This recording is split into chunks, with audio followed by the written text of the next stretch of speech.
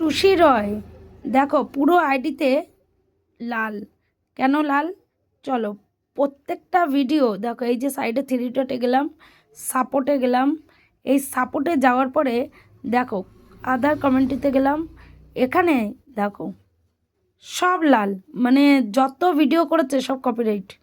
তাহলে এই কপিরাইট কিছু ক্লোজ করেছে আর কিছু ভিডিও এই যে ওপেন করেছে।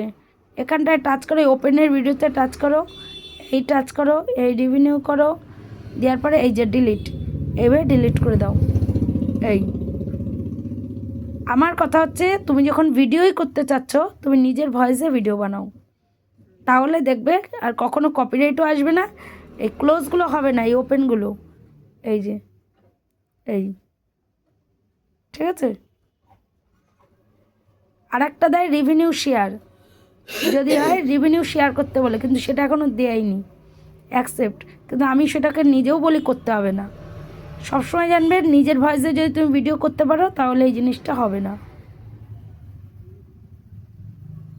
এইভাবে কাজ করো, এই ডিলিট, ঠিক আছে।